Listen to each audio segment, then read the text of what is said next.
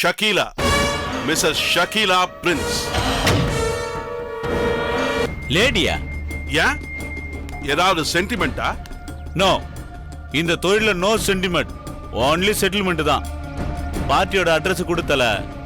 அட்ரஸ்லாம் உனக்கு பழக்கமானதுதான். குழல் party jail பறவை. என்னத்தல சொல்ற? அவ ஒரு போலி டாக்டர். விஷயம் தெரிஞ்சு அவளை போலீஸ் புடிச்சிட்டு போயிடுச்சு. அவளுக்கு போலீஸ் சர்டிபிகேட் வாங்கி கொடுத்ததே நான் தான்.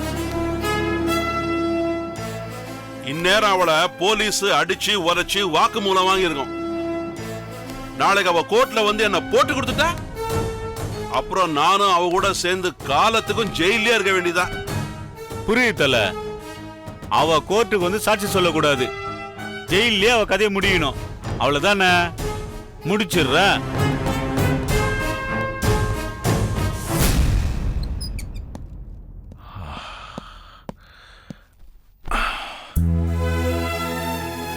என்ன மாங்காடம்மன் கோயிலுக்கு போறேன், நீங்க இன்னும் கிளம்பலையா?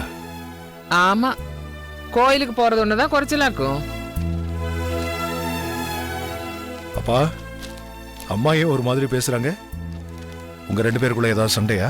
கேக்குறேன் பாரு கேள்விய. ஏன் கண்ணு, நாங்க ரெண்டு பேரும் என்னைக்கு சண்டை போட்டோம்?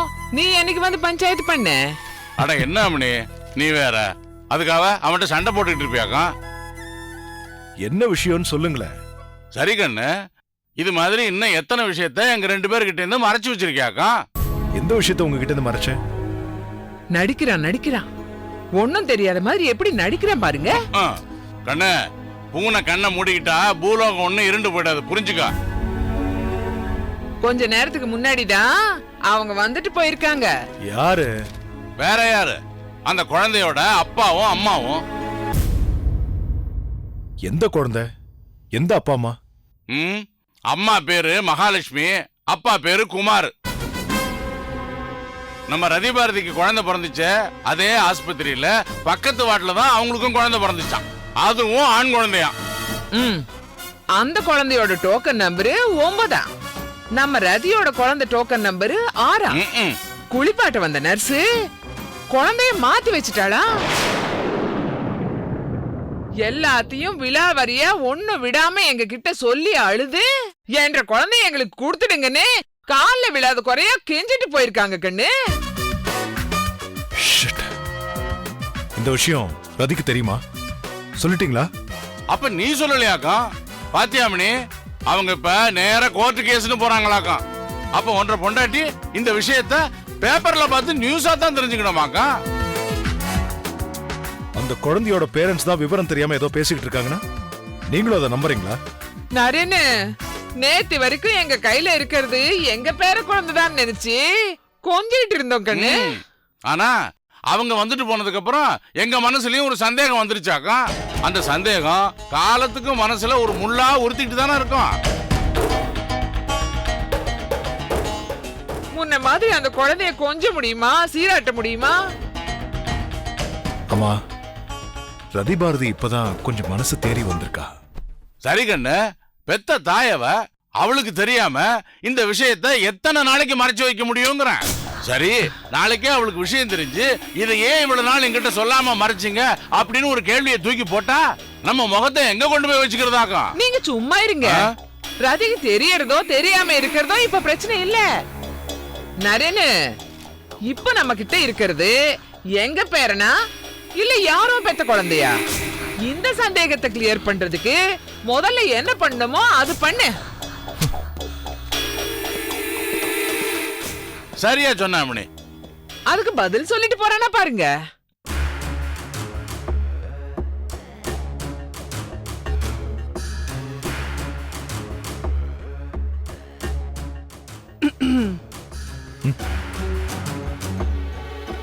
என்ன எம்டி ஏதாவது சீரியஸ் திங்கிங்ல இருக்காரா இல்ல ஆழ்நிலை தியானத்துல இருக்காரா?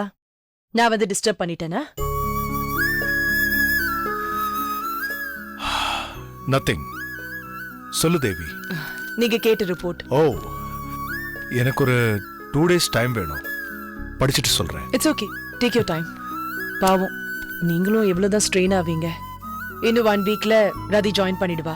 சேர்பர்சன் பொறுப்பா அவ எடுத்துக்குவா. அதுக்கப்புறம் நீங்க ஃப்ரீ ஆயிடுவீங்க. கன்ஃபார்ம்டா ஜாயின் பண்ணிடுவால? ஜாயின் பண்ணிடணும். எந்த பிரச்சனையும் சிக்கலும் வராம இருந்தா. என்ன பிரச்சனை சிக்கல் வரும்ன்றீங்க? ஒண்ணும் இல்ல, நத்திங். இல்ல நரேன், ஏதோ இருக்கு. ஒண்ணும் இல்ல தேவி, ரதி ஜாயின் பண்ணிடுவா.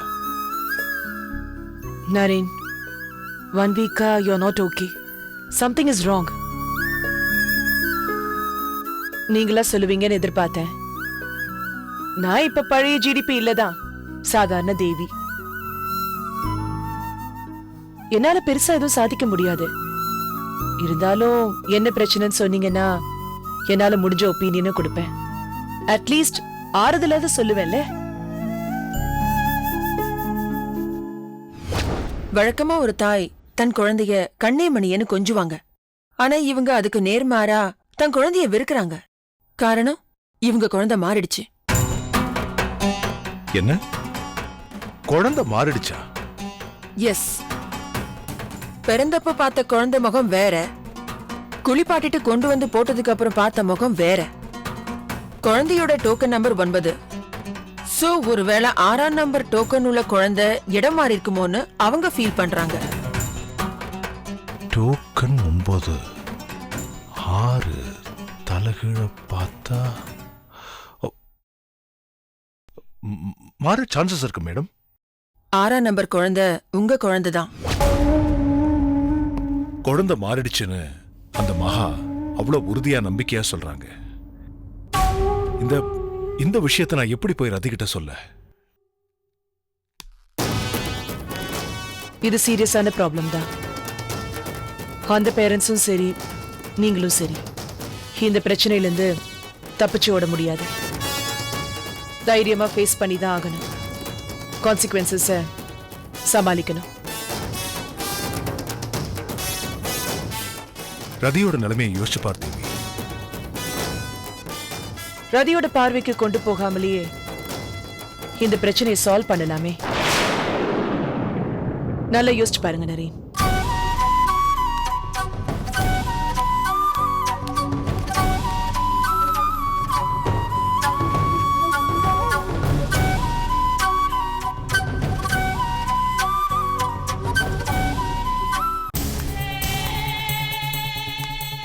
என்னையே காட்டி கொடுத்துட்டல்ல. நீ எல்லாம் ஒரு புருஷனா? சீ, உன்னை போய் நம்புனே. நீ நல்லா இருப்பியா? நல்லா இருக்க மாட்டேன். நல்லாவே இருக்க மாட்டேன். ஷகிலா, நீ கோவப்பட்டு ஆத்திரப்பட்டு பேசுறதால எந்த பிரயோஜனமும் இல்ல. ஜெயிலுக்கு வந்தும் நீ திருந்தாம இப்படி இருக்கிறது எனக்கு ரொம்ப கஷ்டமா தான் இருக்கு. நீ தப்பு செஞ்சிருக்கிற, தண்டனை அனுபவிச்சே ஆகணும். சோ நீ என்ன வெளியில எடுக்க மாட்டேன். லாயரை வச்சு கேஸ வாதாடி என்ன வெளியில கொண்டு வர மாட்டேன். உன் உதவி ஒன்னும் எனக்கு தேவையில்லை. என்னை எப்படி காப்பாத்திக்கணும்னு எனக்கு நல்லாவே தெரியும்.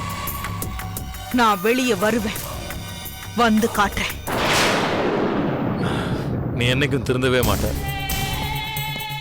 சார், நீங்க தானே ஷகிலாவோட ஹஸ்பண்ட் பிரின்ஸ்? ஆமாங்க. உங்ககிட்ட ஒரு விஷயம் சொல்லணும். சொல்லுங்க, நான் யார்கிட்டயும் சொல்ல மாட்டேன். நான் சொல்ற விஷயத்தை கேட்டா நீங்க ஷாக் ஆயிடுவீங்க.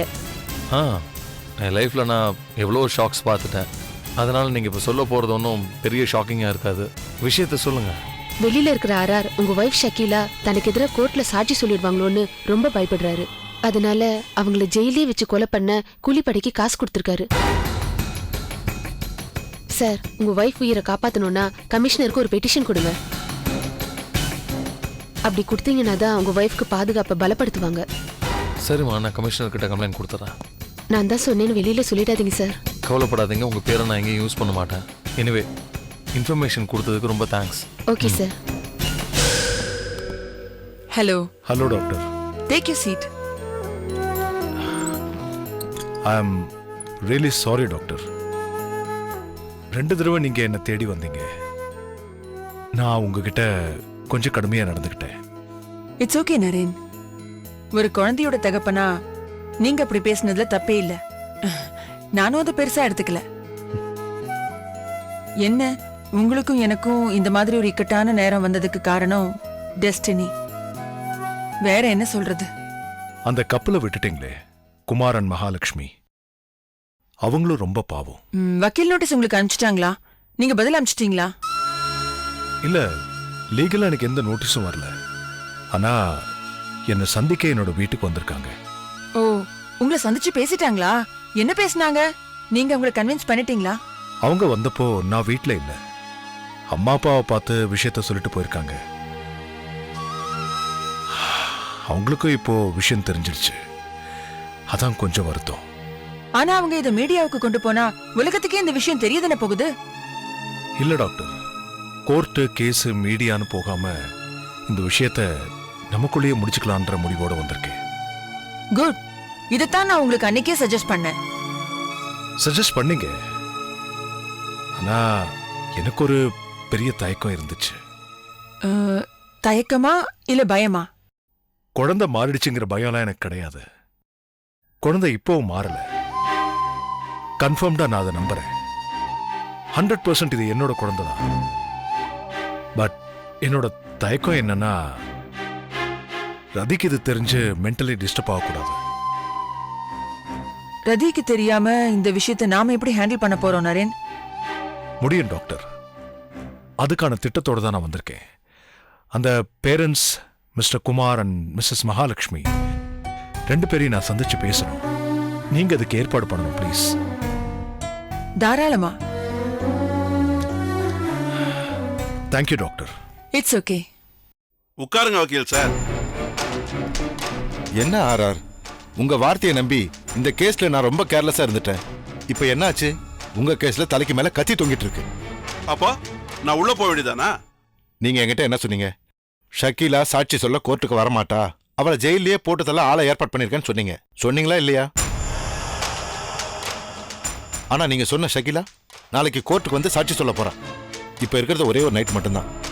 இந்த ஒரு நைட்ல என்ன மாயமந்திரம் நடந்துற போகுது? நீங்க ஏற்பாடு செஞ்சிருக்கிற முட்டை முருகேஷோட ஆட்கள் இன்னைக்கு ஷகிலா கதையை முடிச்சிருவாங்களா? இல்ல, முட்டை முருகேஷ் கையை விரிச்சிட்டான். ஷகிலாவை கொல்ல போற நியூஸ் எப்படியோ லீக் ஆகி அவ புருஷன் பிரின்ஸ் கமிஷனருக்கு பெடிஷன் கொடுத்துட்டான்.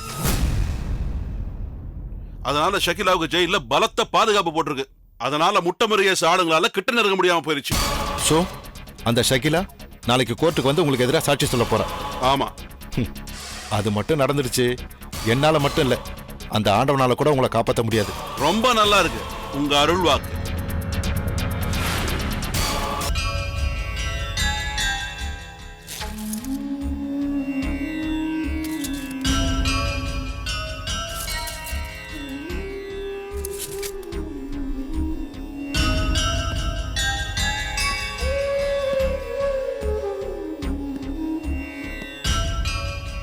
என்ன பார்க்க என் வீட்டுக்கு வந்த நீங்க என் பேரண்ட்ஸ் கிட்ட குழந்தை மாறி போச்சுங்கிற உங்க சந்தேகத்தை சொல்லிட்டு போயிருக்கீங்க.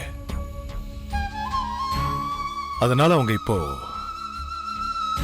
என்ன நச்சரிக்க ஆரம்பிச்சிட்டாங்க. தான் எடுத்து கொஞ்சறது தன் சொந்த பேரனா இல்லையா? ஒருவேளை இந்த குழந்தை நம்ம குடும்பத்துக்கு நிஜ வாரிசா இல்லாம போயிட்டா என்ன ஆகிறது? இப்படி அவங்க பதட்டம், படபடப்பு, ஃபீலிங்ஸ் எல்லாத்தையும் என்னால புரிஞ்சுக்க முடியுது.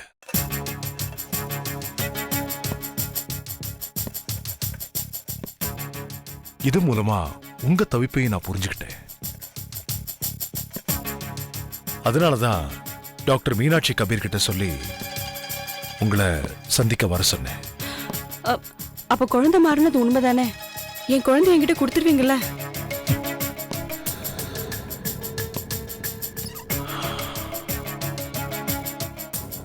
ஒருவேளை குழந்தை மாறாம இருந்திருந்தா? மாறிடுச்சு, மாறிடுச்சு. மனசு சொல்லுதுங்க, தாய் மனசு தப்பு சொல்லாது. ரதியும் ஒரு தாய் தான். அவ கையில இருக்கிற குழந்தைய பத்தி அவ மனசு எதுவும் சொல்லலையே. சார், தர்க்கம் பண்ண எப்படி வேணா பண்ணிட்டு போலாம். இதுக்கு தான் டாக்டர் மீனாட்சி கபீர் கிட்ட சொல்லி எங்களை வர சொன்னீங்களா? சார், நீங்க சரிப்பட்டு வர மாட்டீங்க சார். கோர்ட் முடிவு பண்ணட்டும் எந்த குழந்தை யாருக்கு சொந்தம்னு. கோர்ட்டு கேஸ்ன்னு போக வேண்டாமே, நம்மளே இந்த விஷயத்த சுமூகமா பேசி முடிச்சுக்கலாம். அந்த நம்பிக்கையில தான் நாங்களும் புறப்பட்டு வந்தோம். ஆனா விதண்டவாதம் பண்றீங்களே. குழந்தை மாறிடுச்சுன்னு நீங்க சொல்றீங்க, மாறலன்னு நாங்க சொல்றோம். சோ இந்த பிரச்சனையை தீர்க்க ஒரே வழி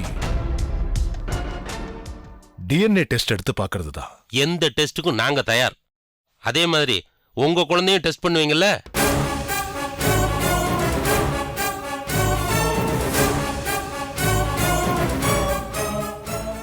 ஆம், நிச்சயமா. ஆனா என்னோட ரிக்வெஸ்ட், டெஸ்ட் முதல்ல உங்க குழந்தைக்கு எடுத்துடலாம்.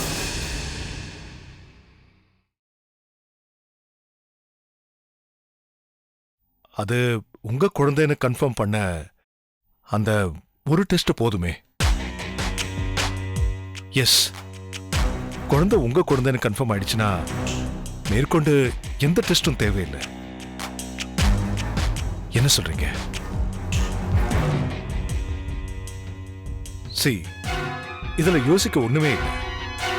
சப்போஸ் ரிசல்ட்ல அது உங்க குழந்தை இல்லைன்னு முடிவாயிட்டா எங்க கிட்ட இருக்கிற குழந்தைய உங்க குழந்தையான டெஸ்ட் எடுப்போம். அதுக்கு நான் தயாரா இருக்கேன். என்ன சொல்றீங்க? குழந்தையோட எந்த லேபுக்கு வரணும் சொல்லுங்க. குட்.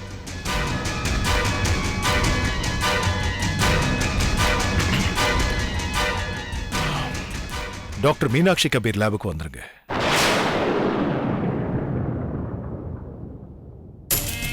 நிழலோட அருமை என்னன்னு இப்பதான் எனக்கு தெரியுது. தண்டனையை அனுபவிக்க வேண்டிய நேரத்துல தத்துவம் பேசுற. தத்துவம் தான். பிரேம் பிரேம்னு ஒருத்தன் இருந்தானே, இத நான் பிரேம குறிப்பிட்டு தான் சொன்னேன். எவ்வளோ நல்ல ஒரு ஃப்ரெண்டு, எனக்கு எவ்வளோ பக்கபலமா இருந்தா, எந்த ஒரு ஆபத்திலையும் எனக்கு எவ்வளோ கை கொடுத்தான். Yes, your crime partner. என்னோட பேட் டைம் இப்ப அவன் பைத்தியமா சட்டையை கிழிச்சுக்கிட்டு அலையறான். நீ தப்பிக்க கூடாதுன்னு கடவுள் நினைச்சான். அதனாலதான் அவனை சட்டையை கிழிச்சுக்க வச்சான், உன்னை சட்டத்தால கிழிச்சான். இந்த விஷயத்துல தேவி எனக்கு நிச்சயமா உதவி பண்ணுவா. நீயே அவகிட்ட பேசி பார்க்க கூடாது? தேவி உன்னோட எதிரி. பல தடவை நீ அவளை அவமானப்படுத்தி இருக்க. அப்படி இருக்கும்போது அவ எப்படி உனக்கு உதவுறதுக்கு முன் வருவா? மோரோவர், இந்த மாதிரி ஆக்டிவிட்டிஸ் எல்லாம் தேவி விட்டு ரொம்ப நாள் ஆச்சு. பணத்தை விட்டெறிஞ்சா என்ன நடக்காது இந்த உலகத்துல? கூரையில சாதத்தை வச்சா 1000 காக்கா. ஒன்னு புரிஞ்சுக்கோ, இந்த கேஸ்ல நீ மட்டும் மாட்டல, ஆர்ஆரும் மாட்ட போறான். ஆர்ஆர் பயங்கரமான கிரிமினல். ஏற்கனவே நிறைய கேஸ்ல போலீஸை ஏமாத்தி இருக்கலாம். ஆர்ஆரை பிடிக்கிறதுக்காகவாது போலீஸ் இந்த கேஸை கெட்டியா புடிச்சுப்பாங்க. நீ எவ்வளவு செலவு பண்ணாலும் வேலைக்காகாது. அந்த ஆர்ஆரை நான் பார்க்கணும்னு நினைச்சது என்னோட முதல் தப்பு. இத்தனை வருஷம் அவன் கண்ணில் படாம எப்படியோ தப்பிச்சிட்டேன். ஆனா அவன் எப்படியோ என்ன ஸ்பாட் பண்ணிட்டான். அது மெடிசன் படிக்க முடிஞ்சா படிக்கணும், இல்ல நமக்கு வேற என்ன வருதோ அதை படிக்கணும். காசை கொடுத்து சர்டிபிகேட்டும் வாங்கி பிராக்டிஸும் பண்ணி இப்போ அனுபவிச்சுட்டு இருக்கிற. இதுல நான் ரஷ்யால போய் மெடிசன் பண்ணேன்னு என்ன கிண்டல் வேற பண்ணிட்டு இருந்தேன்.